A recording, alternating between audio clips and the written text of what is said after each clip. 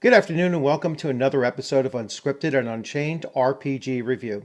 I am DM Bloodworth, and as you can see by the graphics, this is going to be a return to my AD&D First Edition module series. And today I'm going to start with N1 Against the Cult of the Reptile God, written by Douglas Niles. Now, this is my second attempt at recording this. I had already uploaded this recording once this morning, and for some reason the sound wasn't there. So double checked everything, and it's set up where the way it should be. But hey, that's what happens. Even when I did the playback before I posted it, the sound was working. But when it uploaded, something happened. So hopefully it works this time around.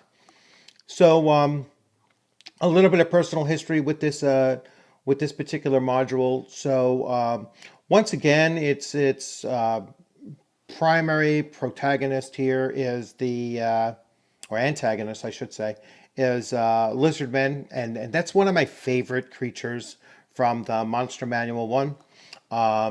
So favorite was it that I actually, I should say, that I actually played a fighter, a first level fighter, lizard man, back in like 1979 or something. I had a very nice DM that allowed us to, play some of these off the wall things. And but this is an exceptional adventure, and I'll get into that as I'm going through it, along with you. But this really is a great piece of work, and that shouldn't be surprising considering the author is Douglas Niles.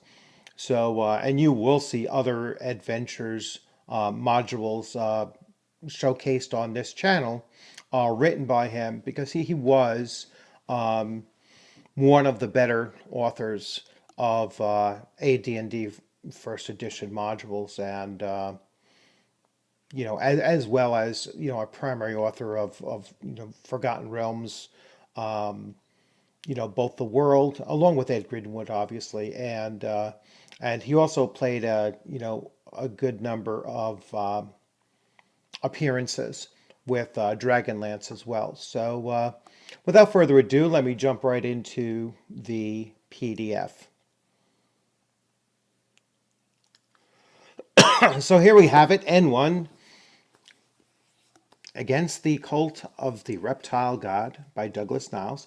This is an adventure for character levels 1 through 3. And I also have a particular fondness for this level band, because I really do like the idea of having really well-written adventures be what you introduce new players to the game with. And this is certainly one of them. So we go to the map, and the map in this particular adventure is so reusable anywhere else. I mean, I must have used this at least half a dozen times. I mean, obviously I tweaked it a little bit here and there, but that's one of the things that I really liked about first edition maps, was that they were unique enough that they fit within the setting that they were in, but they were also transformatively enough that you can move them to other locations with just some minor tweaking, and they were still equally useful. And I just love the layout of this particular village, and with as many locations as it has, and this is only half the map. You could certainly use just this if you were going to retool it, but I just love this particular map. So as I say, this is going to be spoiler free, but I don't think it's too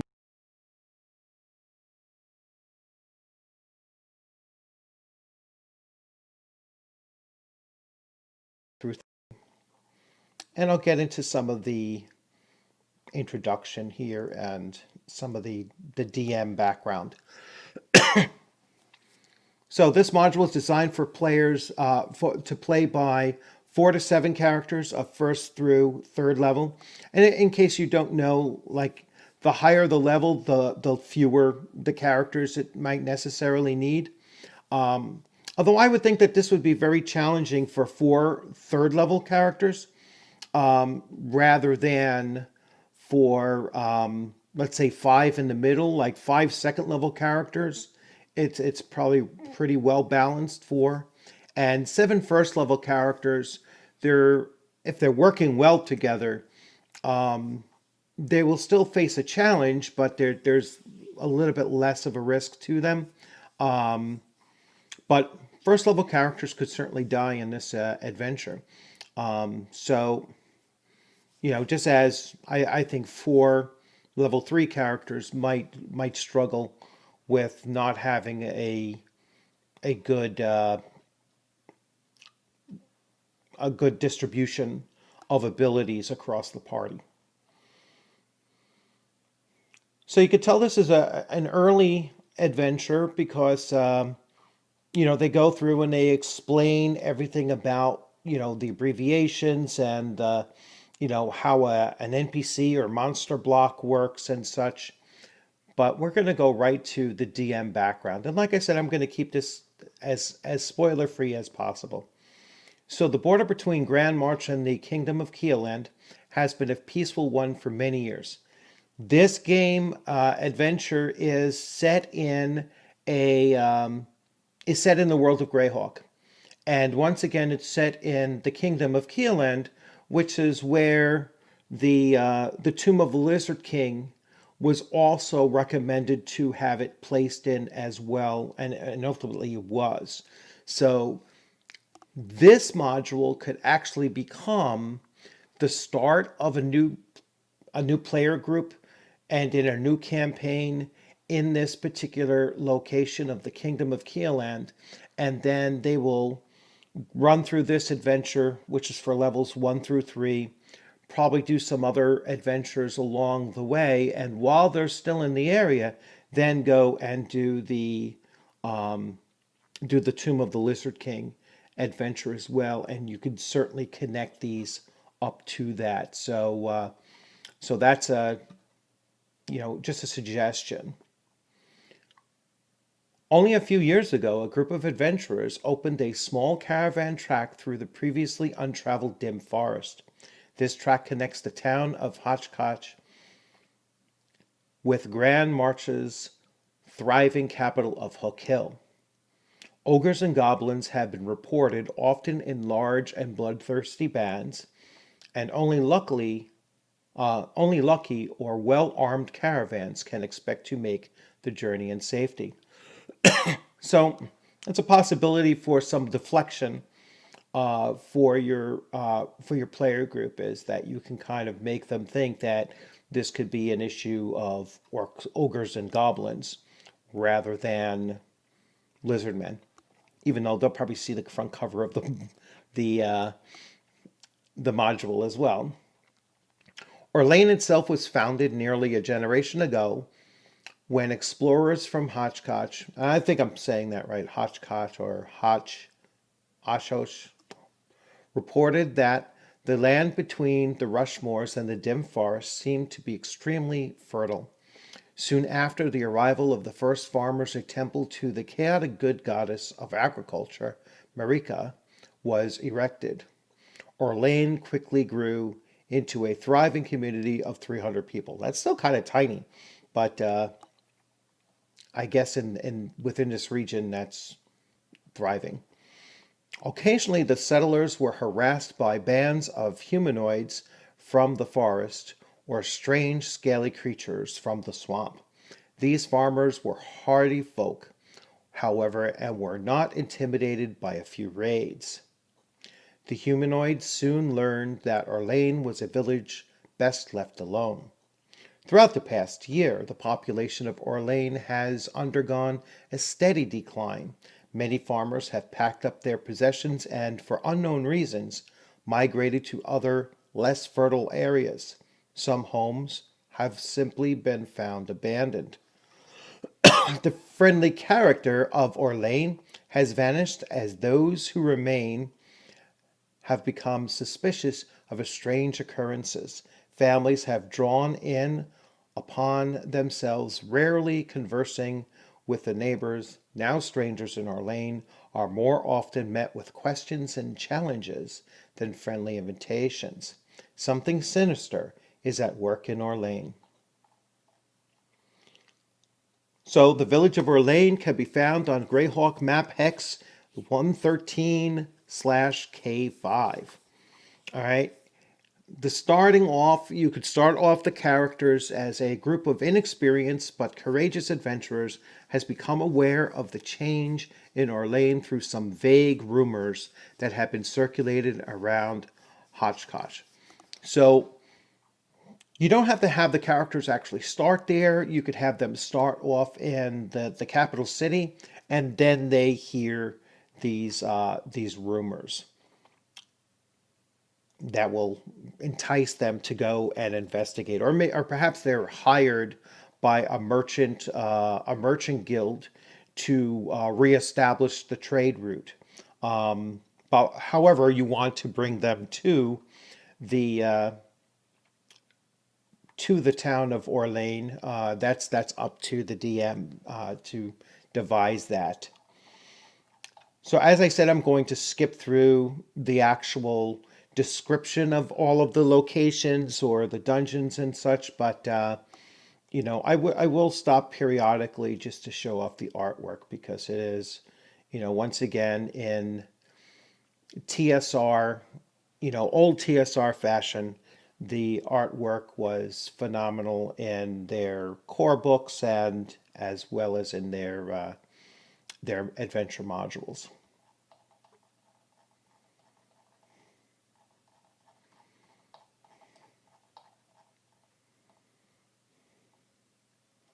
I don't think it's a spoiler that there are lizard men in this.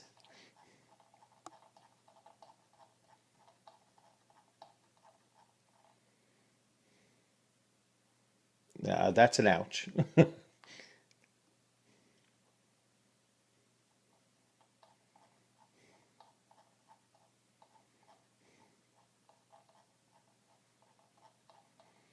All right, so this is the temple that is in the town that they mentioned. I will very briefly show you the maps. So here you have maps, and they too are quite extensive. Now, some of these usable maps or reusable maps, if you're ever in the need for a floor plan for an inn, here you have one. And like I said with the town map earlier, these things are so reusable. I mean, you could always just cut off make this a secret door or change it, or actually it's behind a secret door, but you can utilize these maps in many, number of ways and just constantly reuse them.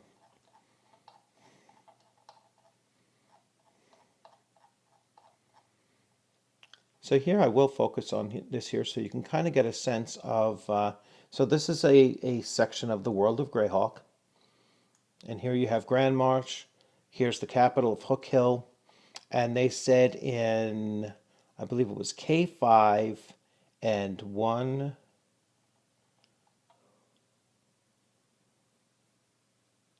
Here's Orlane, down over here. So this is well, it's not highlighting on the picture, but here's Orlane right down here. And so here's Hook Hill, the capital, and the players can travel all the way down to here to investigate. Here's the Rushmore Swamp. Here's the Dim Forest up over here. And so a nice location where the players can actually utilize this general area here for a number of adventures. You have a swamp, you have dense forest, you have the Axe Hills, I believe, is going to be up over here. So you have some major rivers and roadways that are traversing this particular area. So just a lot of replayability just in this one zone. I want to skip over this here.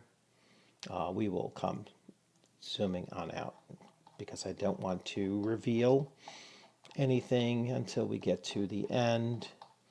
And if you have quick eyes, you probably saw a few things here and there. So this is the other half of the town, huge temple here. So if I were reusing this map, I would probably just remove this huge temple. And again, or just use that section of the map, or maybe even just this section of the map, removing that temple there and just having a much smaller village here. And then the back cover, they go through and they show you all of the different series of adventures that were available prior to this one being released. So you can see that N1 had followed at some point the A series, the C series, the D, the I, the S series. There's only one T so far. I believe there's others in that series. Yeah, the Village of Hamlet has a series, and then the U1 has only been released. There's several other U series modules as well, many of which I'm going to get to as well. So let's go back. So there you have it once again. One of my favorite modules, and I hope that you really enjoy this as well. I know when I was checking on Facebook, someone, and I had already posted the original non-working video up there, they had responded that they're actually playing currently in this adventure right now. So that's really cool to hear, is that this adventure is still being used. If you haven't used it, I highly recommend it, especially if you want to introduce new players to the hobby, new players to D&D. This is certainly a great adventure to use for that purpose.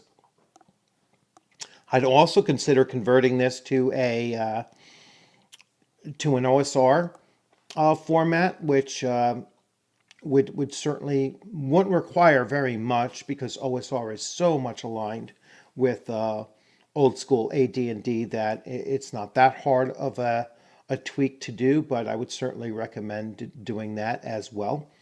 And once again, thanks for joining. I apologize for the sound issues of the last upload.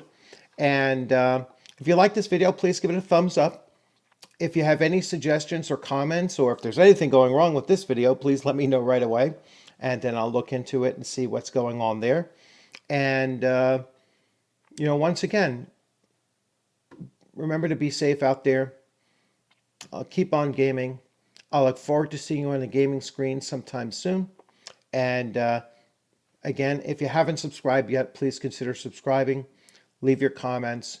Leave your suggestions for other adventure modules you want me to take a look at in the first edition series. As it is, I know I already have one person that asked me to start covering second edition AD&D. I will eventually get around to that after I run through this series. Demon Queen of the Web Pits is coming up soon. So I haven't forgotten about that request. And yes, I will be focusing on that adventure fairly soon. And leave other comments as well. So once again, thank you for joining. Take care. Have a great rest of your afternoon.